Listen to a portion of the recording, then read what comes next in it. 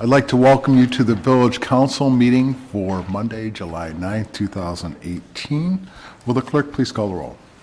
Commissioner Luis Walter. Present. Commissioner Polk. Yep. Commissioner Carlotta. Yes.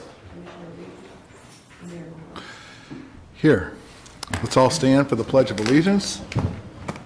I Pledge allegiance to the flag of the United States of America and to the republic for which it stands, one nation, under God, indivisible, with liberty and justice for all. You have in your packets this evening a draft of the minutes from the previous council meeting on June 11th. Any questions, comments, suggested changes? If not, I would seek motion to approve at this time. So moved. Second? Hearing a motion and a second, would the clerk please call the roll? Commissioner Luis Walter. Yes. Commissioner Polk. Yep. Commissioner Carlotta. Yes. Mayor Mahoney. Yes. Appointments, we have proposed library appointment, Kathy Finan, to fill a vacancy expiring June 2021. You have her resume and the recommendation from Dave Krasinski, who is the president of the library board, in your packets. Any questions, comments? If not, I would seek a motion to appoint Kathy Finan to fill a vacancy on the library board expiring June 2021. I'd like- Go ahead, Mr. Library. I'll second it. Hearing a motion and a second, would the clerk please call the roll? Commissioner Carlotta. Yes. Commissioner Reese. Yes. Commissioner Polk. Yep. Mayor Mahoney. Yes, thank you. And thank you for your service. Yes.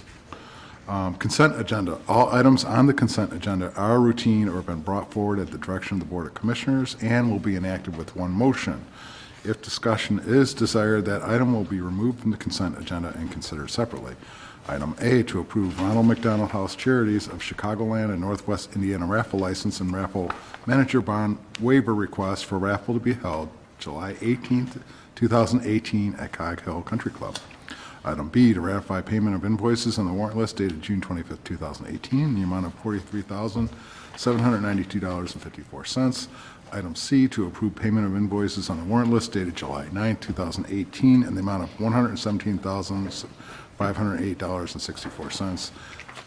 Item D, to approve the supplemental warrant list dated July 9th, 2018, for manual checks, payroll, and recurring wire transfers in the amount of $377,994.26.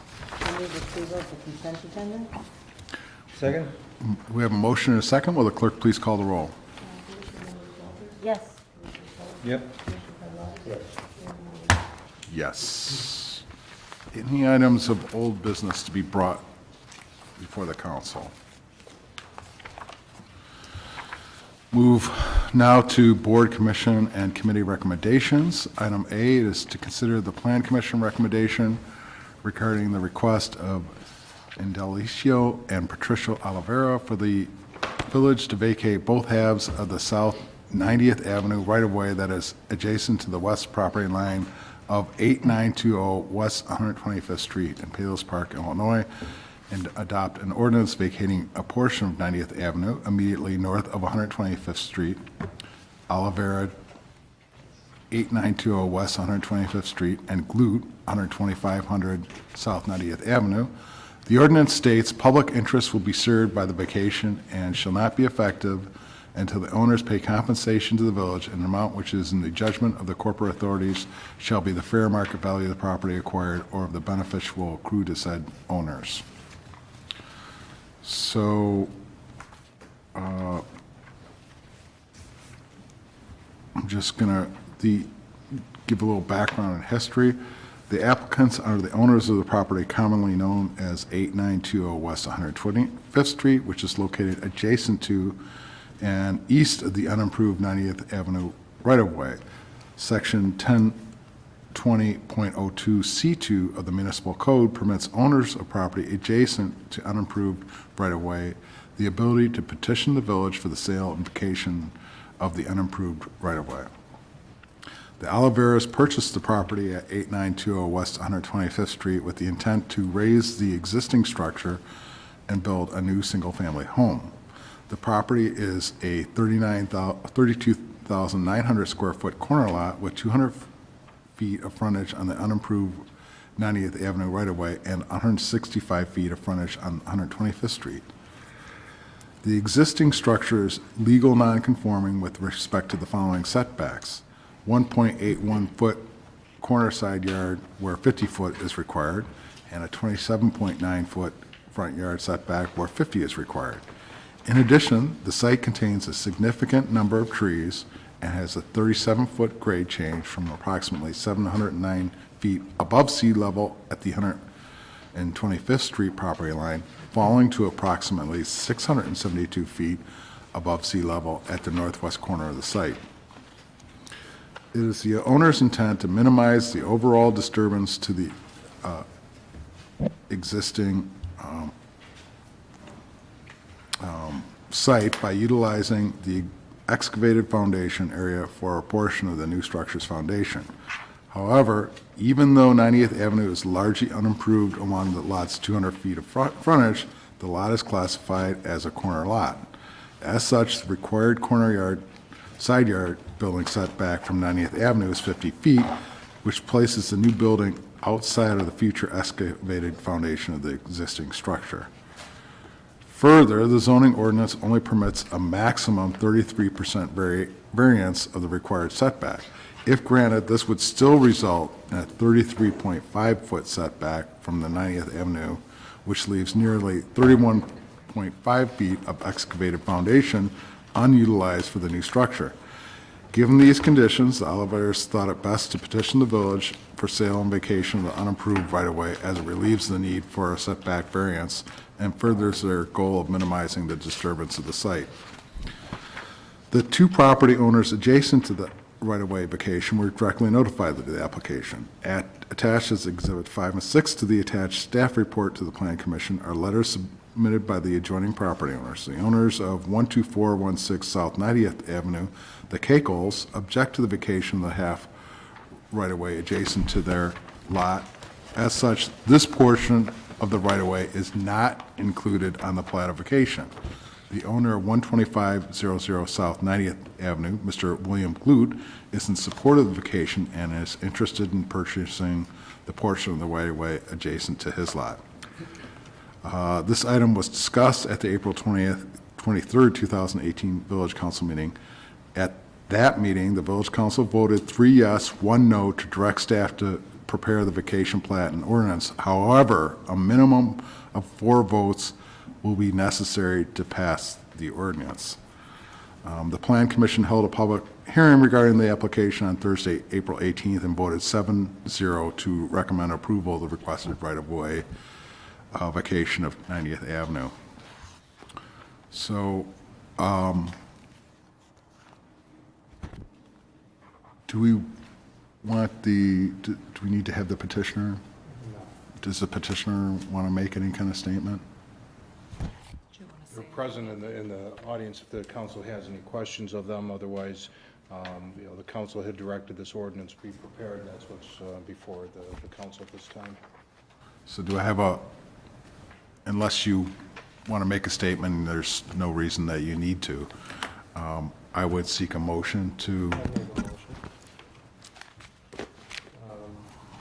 I move to approve the ordinance vacating a portion of 90th Avenue immediately north of 25th Street. I'll second the motion.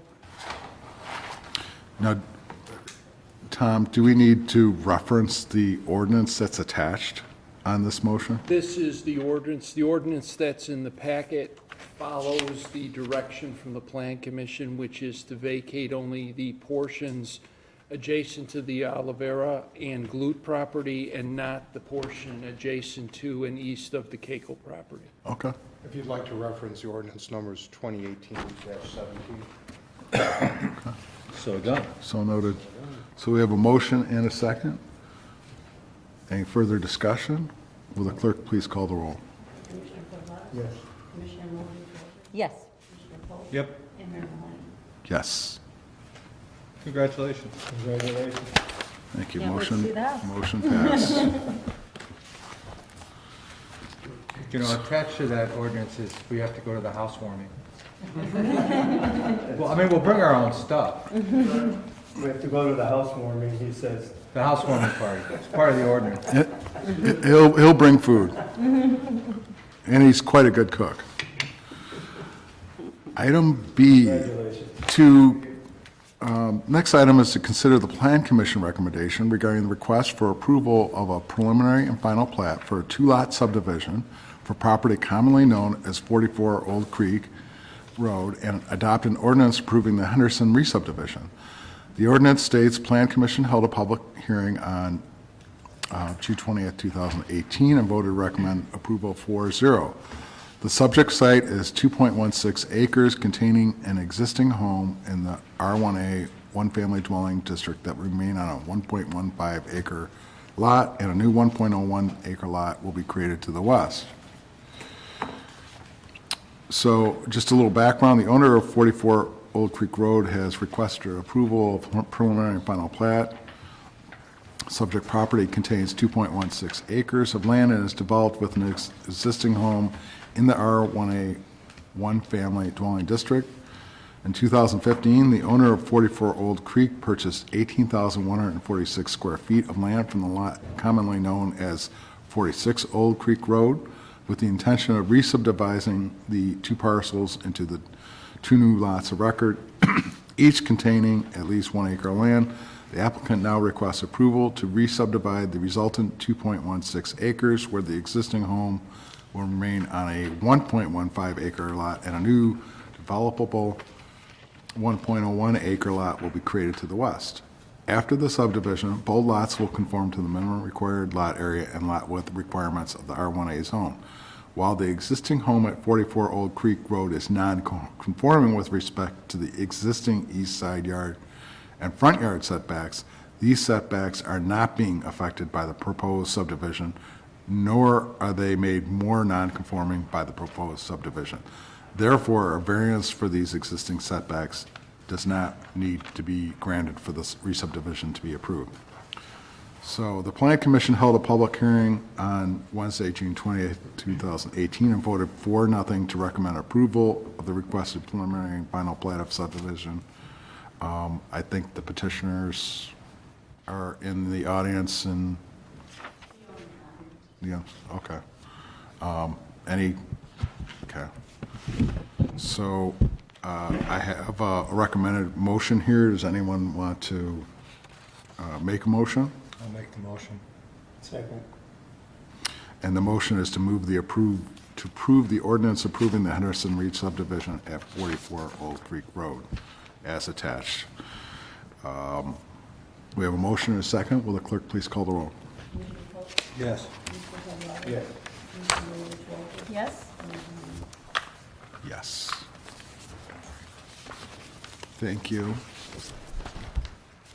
Thank you for the Plan Commission for all the work in getting that done. You can stare, Bill. Thanks. It's fun looking out at you. To consider, the last item in these committee recommendations is to consider the Plan Commission recommendation regarding the request for approval of a preliminary and final plat for a 3-lot subdivision for property commonly known as 8220 West 119th Street, and adopt an ordinance approving the RM Post subdivision. The ordinance states Plan Commission held a public hearing on June 20th, 2018, and voted to recommend approval 4-0. The approval of the 3-lot subdivision is subject to the condition that no building permit shall be issued in relation to Lot 2 until such time as the existing improvements and structures identified for demolition and removal are demolished and removed from the property.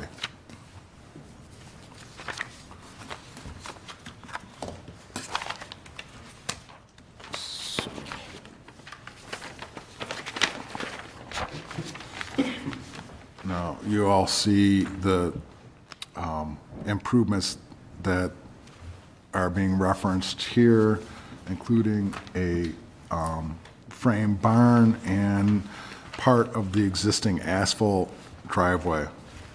Now, I wasn't clear when I looked at this, is the new driveway that's kind of dotted in, is that required to be completed as part of the subdivision? Or just the, The new driveway would not need to be constructed. okay, it's just, The removal of the improvements. Okay. Need to be completed. okay.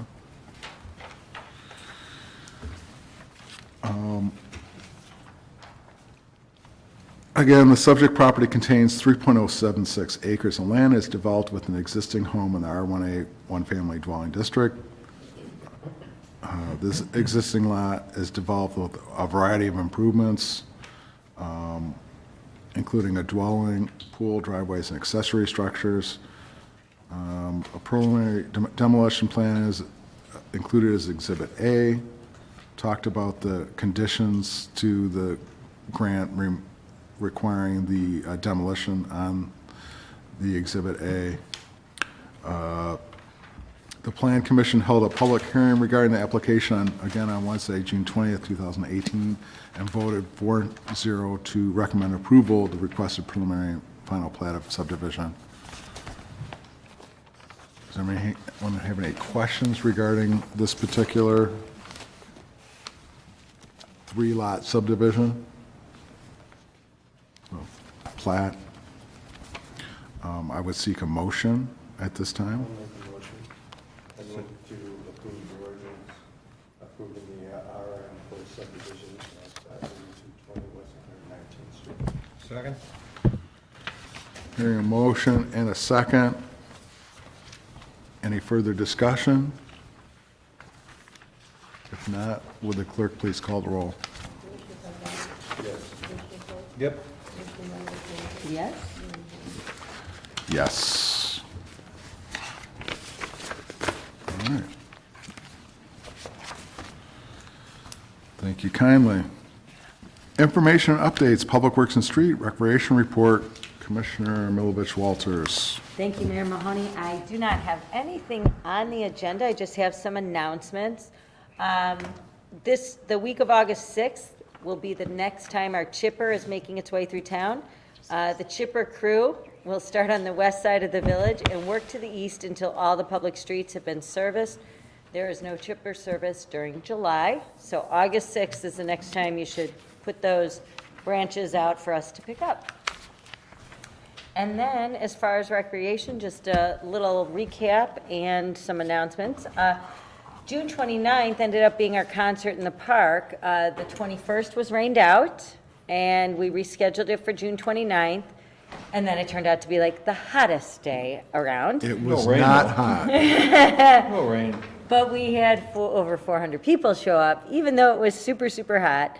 And I'd like to thank Manager Boehm and my staff with rec and all the public works staff, because they set up multiple fans and misting centers and cooling stations so nobody would get overheated when they came out to the concert in the park. So thank you to all the staff, and thank you for all the people that came out, especially Boy Scout Troop 699 for the presentation of the colors, Rondo Orozco for singing the national anthem, and our village manager, Rick Boehm, for his introductions and remarks he made, and Mayor Mahoney for being there.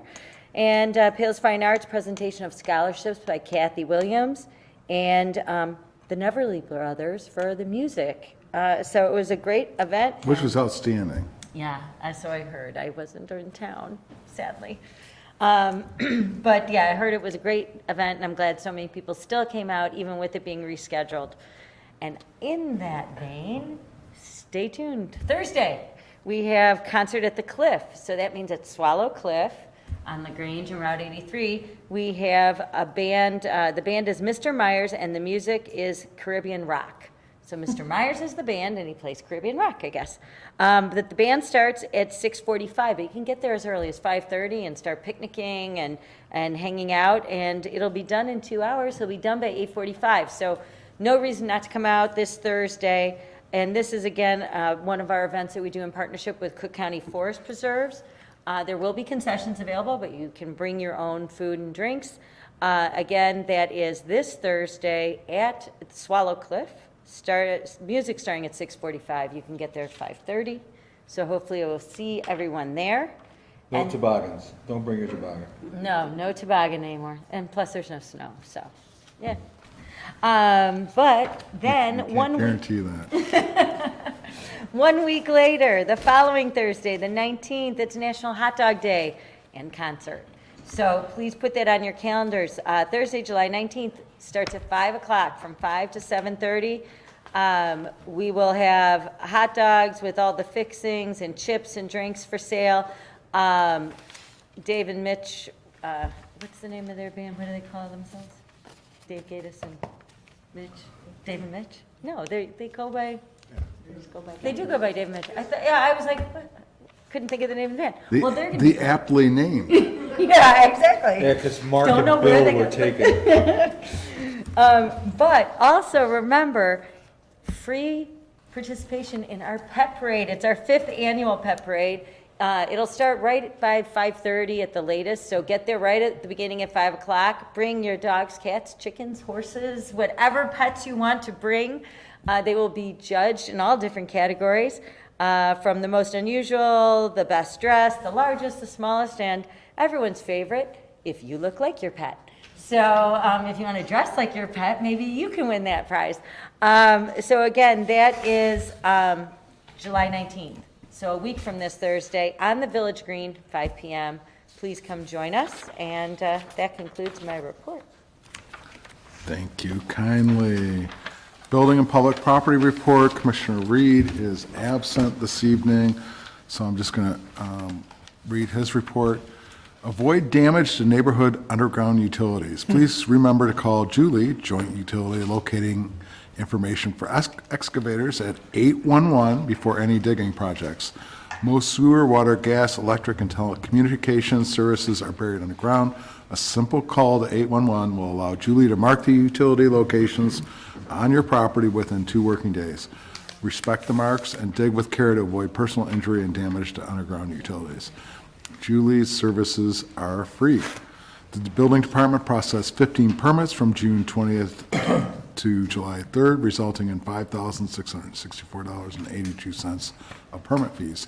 26 inspections were completed during this time, and that concludes Commissioner Reed's report. I lost my agenda. Here somewhere.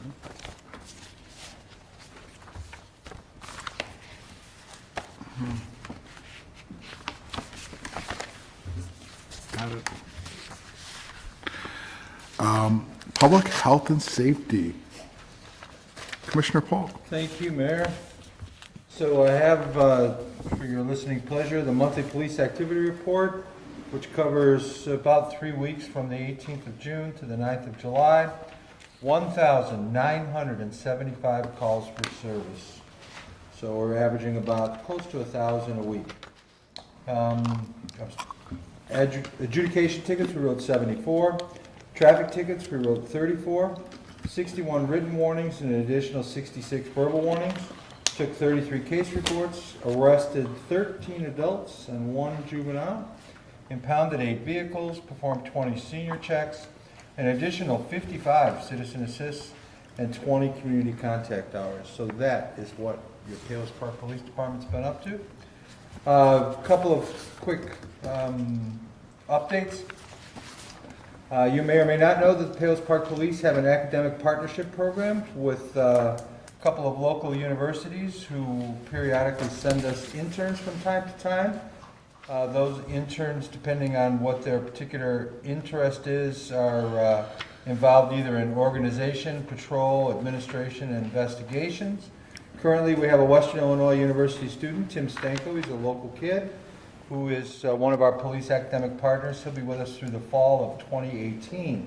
He's earning college credit while gaining experience associated with working in a real public service agency and working under day-to-day operations.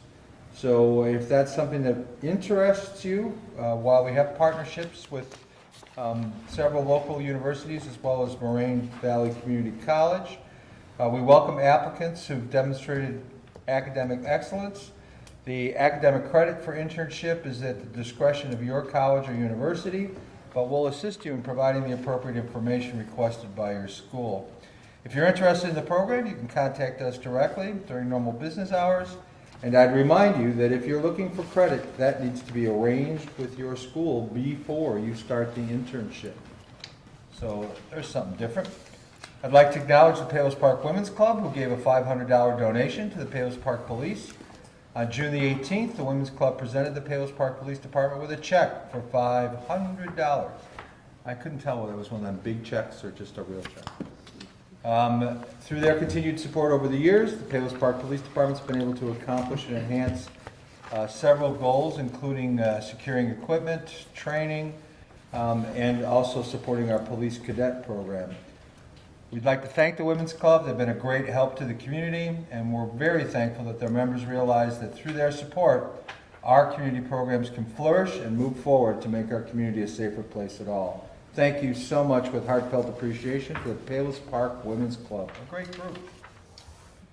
I tried to join, I failed the physical. The Palos Park Police are also taking a new approach to the mental health and substance abuse calls that we get. Our officers on patrol often receive calls from dispatch about people whom these officers have already responded to calls about, but no arrest was made because the person wasn't doing anything illegal, just acting erratically. We acknowledge that these are tough cases, and an arrest generally is not going to solve the problem. This is where an officer needs to be creative about how they can get someone engaged and how they can get them help. We work on these cases with the goal to connect people to services like drug treatment or inpatient therapy instead of taking them to jail. So we've been doing special training overseen by Police Commander John Sawyer, who works with his staff of veteran officers who encounter people needing services as they roll through Palos Park's now very large patrol area. I'll point out that the patrol area has many major connecting roadways: Archer, Bell, 83, Route 7, Wolcott Road, Wolf, Route 45, 131st, and McCarthy, along with a large hospital that exists just outside our boundaries. And so we often see people who have just left the hospital or who are being transported for mental health or substance disorders. And I'd like to remind people that we have a variety of new initiatives which provide law enforcement agencies with additional tools to de-escalate situations that involve mental health or substance use disorders. And we're working to fine-tune our skills to de-escalate these situations by getting them the behavioral health assessments that they need. I'd also like to remind the citizens of Palos Park that we're still giving away bike helmets. We're giving helmets to local children as part of the National Children and Safety Program. The bike helmets are free.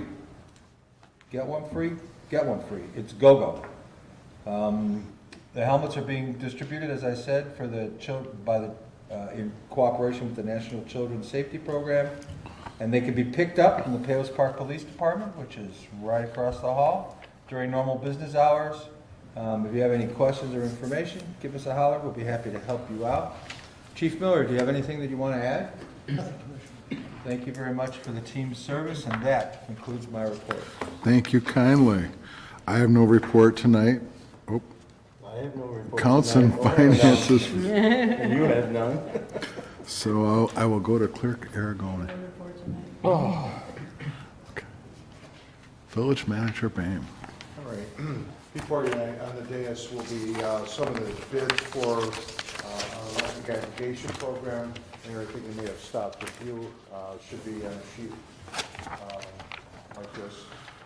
Today was a bid date for our electric aggregation program, and I'll give a little background. And for the council's consideration, there's an ordinance 2018-21, which will authorize the village to renew the residential electric aggregation program.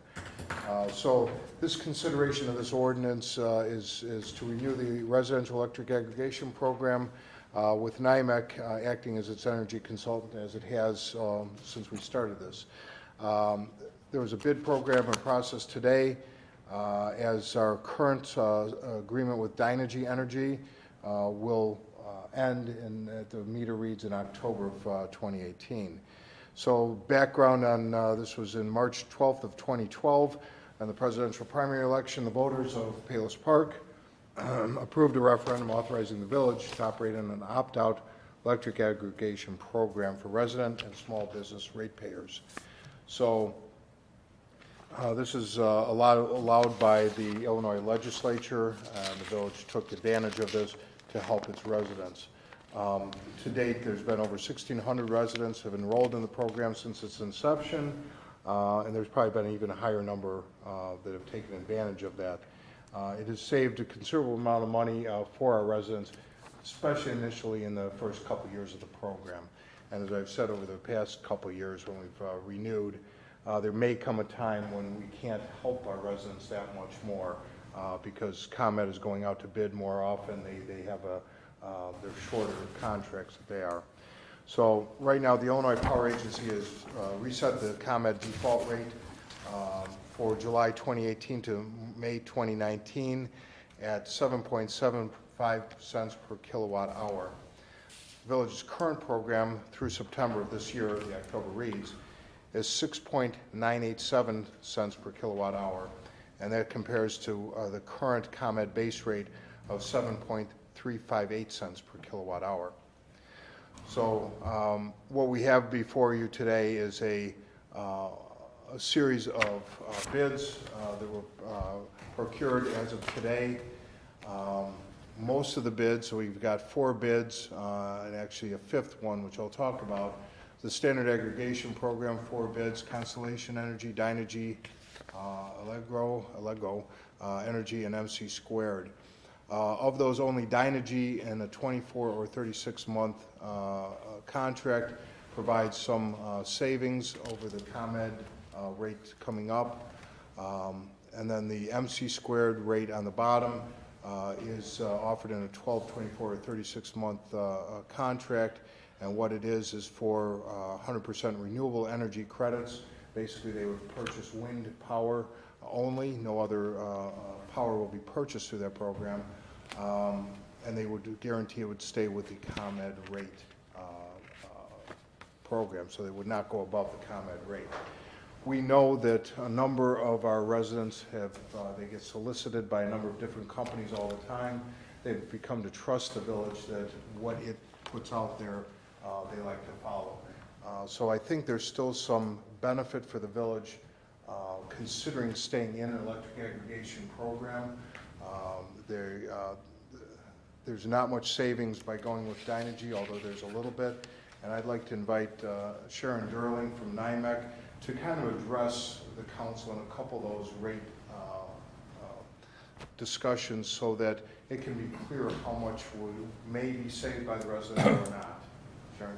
Thank you, Rick. Sharon Durling, Mayor and Commissioners. So went out to bid again, and you might think, oh, I have to do this again. I'm just going to a little sidebar and remind you that 8 summers ago, we were all paying 9 cents per kilowatt hour. So although there's been substantial savings for Palos Park, that's just versus the ComEd rate. There's a few thousand more behind that. So something you have to do every year, but the state legislature enabled competitive markets. We're paying a lot more now than Michigan and Indiana and Wisconsin. It used to be the other way around. So that's just a little, it's worth it. I mean, hundreds of millions of dollars back in the pockets of the residents.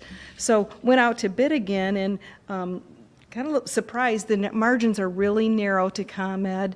And as you recall, the ComEd rate does move around monthly, so there's no guarantee of savings. If the ComEd rate were to remain fixed, and it will not, but let's just say it were, the 2-year contract with Dynegy would just put $8 back in the pockets of ratepayers. The 3-year, $16. And that's making some assumptions. So it's real low reward for doing that. We do know when we suspend programs, real aggressive solicitors will go door to door, whether you give them, allow it or not, a lot of phone solicitations. So, that's another option, is suspend the program. And we're kind of recommending MC Squared. They've served you in the past. It's a really solid firm. They're based in the Chicago Loop. And they have a program where they would offer renewable energy credits for the entire community, and they would charge always that ComEd rate. So exactly, ComEd bill would look the same. So when the ComEd bill moves around a little bit, or if there were some lowered adjustments, the residents' rate would be exactly parallel to that. So how is it, you might ask, can you receive 100% renewable energy credits? If you have questions about that, I can talk about that, but supporting real wind farms in the Midwest. Every account uses electricity differently. So on a day like today when it was 95 degrees and the folks on this side of the room, Commissioner Milovich, Walters and I, we have friends over, we've got the air conditioning turned down to 66 degrees, the pool's running, really burning it up. It's extremely expensive to serve those accounts because peaker plants are very expensive. So the actual cost, let's say, of our accounts, the suppliers can analyze, and they do analyze every single meter in the community to come up with a socialized rate that they have. So let's say this side of the, you're at your cabin in the north, so you've turned off your air conditioning, you don't keep, you just don't burn electricity, keep the lights on in every room of the house. So let's say this side of the room, maybe your actual cost is, 5 or 6 cents per kilowatt hour over the course of the years, and ours is 12 cents. The point is, I want to get real clear that every account varies significantly within a community. So what MC Squared is doing, and they're doing for other communities, is they analyze all those accounts just based on the meter usage, and they would serve about 50% of those that are less expensive to serve. And the ones that are more costly to serve, they would leave at the ComEd rate.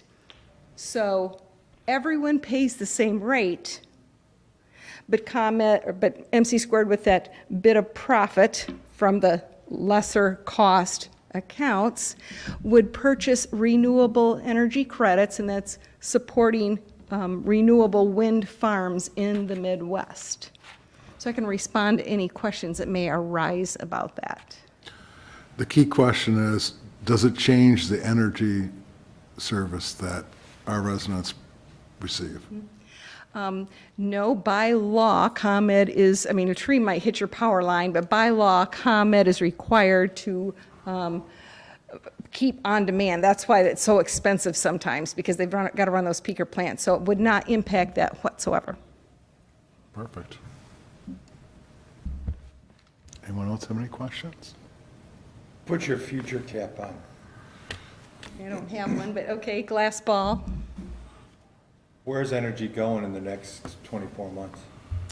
Well, a couple things. I'll just toss that glass ball back at you, or crystal ball. Where's the stock market going? And actually, they might be related. If industry continues to be strong, we have growing manufacturing. CEO Howard Rudnick of Cantor Fitzgerald, spoke recently about all the CEOs he knows are investing massively in capital for growth. So to me, that seems upward pressure. But I don't know. We could fall off some, read the New York Times, or recession's around the corner. So I don't know, but there's one little fact I know. There's a pre-established rate. It's called capacity. It's pre-established by our regulators, and that's going to drop down a little bit in the next couple of years. So you'll see Dynegy, their prices go down just a little bit from year 1 to 2 to 3. So there's one component that's going to go down a little bit. As for the actual power, look at industry growth, demand, housing.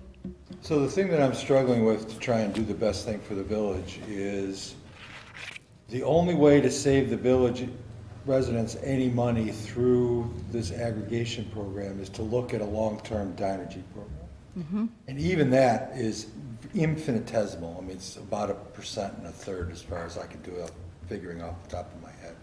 So depending on your bill, you were saying $8 to $12 somewhere in there. But it comes at a cost, and the cost is you're tied to that rate for a protracted period of time.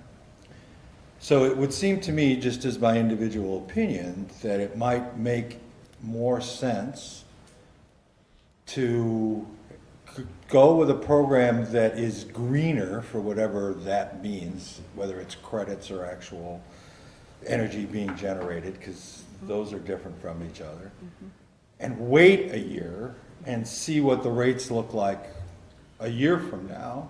It doesn't hurt anything, and it may very well help something in the short term if you think a year is short term. So I just wanted to voice that thought out loud. Yeah, that's a good thought. A year is somewhat short, and I think that That's, I'll tell you one thing, the market changes every year or two. There was a time where large consumption homes, which you are, your average home uses 12,600 kilowatt hours per year, and for the state of Illinois, the average is across Illinois is more like 8,000. So it used to be for large consumption homes, got the best rate. And then Chicago got involved, the mayor, they changed up the, won't go into a long story, and then you got the higher priced rates. So things have changed around about how it's measured and how it's allocated. So who knows what can happen in the future? And smart meters really haven't played into this just No, yet. exactly. Yes. So, you know, a year is a good time to, you know, you can readdress. Understanding that you roll the dice, it could be 8 cents in a year. I mean, it's hard to know. Thanks, that's all the questions I have. So do we have a motion? What's your recommendation, Rick? Well, given that these rates are so close and it's been discussed, the recommendation would be to go with the 1 year, the 12-month with MC squared on the, with using the renewable energy credits. In a year, we can go back out to the market, see where we're at. We can still offer our residents a program they can tie to, knowing that the village is doing its best, looking out for its interests, and not turning everybody over to all these other companies. I mean, one could argue why do the aggregation program at all under those circumstances, but I can tell you from personal experience, the number of phone calls that will be generated by companies looking to snare someone who has now become unattached will be significant. And so I think that for the village and its residents, it's probably better to stay in an aggregation program, even though that aggregation program isn't saving any money on the bottom line of an electric bill, but it may be doing some good if green is good. So I think there's still reason to stay in an aggregation program. Well, we also know the rate basically through May of next year. You know, we know that it's 7.75 cents per kilowatt hour. Between May and the October of next year, we're unsure where that's going to go, but I think that's the gamble we're taking here. I have to say, after talking with a number of residents over the years about our electric aggregation program, they've been very thankful to the village that it's had some input, it's looked into it on their behalf. So I think it's good for the village to stay in a program. And let's see where we can be in a year from now. Maybe we can help them, maybe not. So I'd make a motion that we, in terms of the aggregation program, we stay with MC squared and use their 100% green aggregation program for the next 12 months after the contract expires. We'll also need to approve the ordinance that'll be plugged into. So it's ordinance 2018. How about we adopt an ordinance 2018-21, which authorizes the renewal of aggregation for electrical load. It's in the best interest of the village to continue to operate the aggregation program under the act and use MC squared and their green aggregation program. 12 months. Okay. 12 months. Sorry. Second. We have a motion and a second. No further discussion. Will the clerk please call the roll? Commissioner Polk? Yes. Commissioner Walter? Yes. Commissioner Garvelia? Yes. Mayor Holman? Yes, thank you. Thank you very Thanks much. for your time. We Welcome to appreciate the you- village. We appreciate you coming on. Hey, we've got properties. Announcement. Just subdivided a few. There's a lot. Zoning Board of Appeals will meet on Wednesday, July 11th at 7:30 PM to consider an application requesting variations from the requirements of Chapter 1268.02E front yards and Chapter 1268.02F side yards to permit the construction of a front porch, a first-floor garage addition, and second-floor addition to an existing non-conforming single-family residence. Where the required front yard setback is 33.69 feet, the applicant is requesting 24.75 feet for the front porch and 32.75 feet for the garage addition. Where the required setback is 15 feet, the applicant is requesting a 9.06-foot setback from the side lot line at property commonly known as 7934 West 121st Street in Palos Park. Police Pension Board will hold their quarterly meeting on Monday, July 16th at 7 p.m. in the Captor Administrative Center. Historic Preservation will not meet as there are no agenda items in July. Recreation Advisory Commission will meet on Tuesday morning, July 17th at 10 a.m. at the Recreation Center. Library Board will meet on Wednesday, July 18th at 7 p.m. in the library. Plan Commission will meet Thursday, July 19th at 7 p.m. in the Captor Administrative Center. One agenda item will be discussed. PC 2018-04, text amendments to the Palos Park zoning ordinance to make changes regarding the placement of small wireless facilities in conformance with the Small Wireless Facilities Deployment Act, that's Public Act 100-585.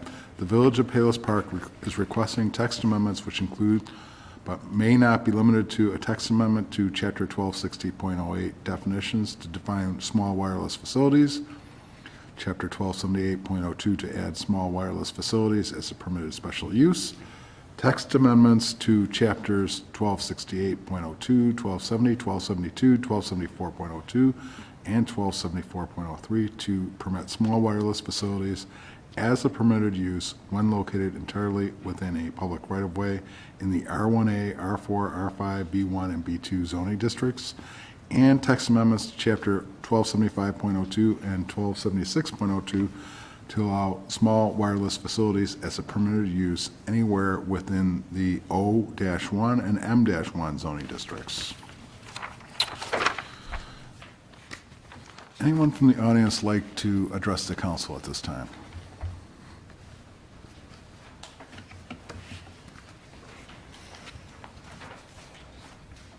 Yes, my name is Robert Beal, 8506 West 119th Place. It's funny that you people talk about looking out for the villagers and doing the best you can for them with the electricity. As you may know, I've had a little problem with the fence being built in my yard. Everything seemed to have been done legally, and yet my property was encroached on by 7.5 feet. The judge in this case, or the two people who put up the fence, sued me because the portion of the fence that was my yard was removed. Judge in this case has dismissed every charge in this case with prejudice, including the phony charges that the only reason this fence was removed was because they happen to be gay. If Mother Teresa would have built a fence in my yard, I would have wanted my property back. The judge also said that he couldn't find any fault with the plaintiffs because they did everything according to the book. They got a permit, presented surveys, and the judge said the surveys were misstamped as being boundary surveys and they're mortgage surveys. The Village of Palos Park issued a permit which they relied upon as proof that they were doing everything above board. I asked for sanctions to be imposed on them, and the judge did not impose sanctions on them. But he did impose sanctions on their attorney, who didn't bother to verify any of the boundary surveys that are the surveys they had presented, and totally ignored the certified boundary survey that I had presented, just like the Village of Palos Park did. These people ended up paying tens of thousands of dollars, for legal fees for this case. I ended up racking up almost $40,000 in bills. But the judge, in his good sense, seeing that this attorney did no due diligence in this case, has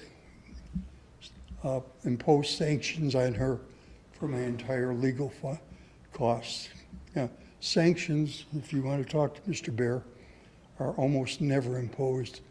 But this case was so flagrantly poor that the judge could not even see why this lady even filed this suit.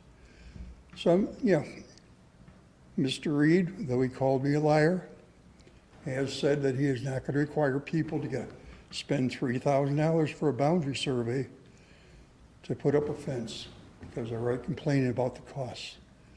Well, there's over $60,000 in legal costs because a mortgage survey was used to grant a permit rather than a boundary survey. You've got some high-priced talent over there. Every survey that comes in has the surveyor's phone number on it and a survey number. If these people would call these surveyors and say, is this a boundary survey or is this a mortgage survey? I can give you some tips on how to tell the difference real quick. If they don't have two sets of numbers, the recorded number off the plat of survey, plus a measured number showing the exact size of the lot, it's not a boundary survey, it's a mortgage survey. These errors, and I'll just call it plain incompetence, thinking that you could slide something through to save somebody $1 or $2 here or there, ends up costing you tens of thousands of dollars. So I would hope that this village board, in its infinite wisdom, would review your fence survey and state that a boundary survey must be submitted before a fence permit can be issued. Because a boundary survey is the only survey that has any legal standing in the courts, defines the boundary, and is for use in construction projects. Mortgage surveys tell you how much property you own. A boundary survey tells you where that property is. And when you're talking about a 3-foot setback, you're not allowing a lot of wiggle room for error. And my property was encroached on by 7.5 feet because of sloppy surveying. A fence was erected because this village did not require a boundary survey before issuing a permit. And I was taken to court because some lunatic attorney thought she was hot crap. And I'm just glad things turned out the way they are. And if you really care about the residents of this village, fix your broken survey, pay your high-priced attorney, go over it with a fine-tooth comb, make sure the word boundary is in there on your survey requirement, and the people in this village won't end up with horrendous bills. They may end up having to shell out a little money in at the front end, but trust me, it's worth it on the back end. And it'll be worth it to all the residents of this village if somebody decides to sue the village for their aggravation and having their civil rights kicked in the nuts. Thank you very much. Thank you. Anyone else like to address the council at this time? Seeing no such requests, I would seek a motion to adjourn at this time. So moved. All in favor? Aye. Any opposed? Motion carries. Thank you and good evening all.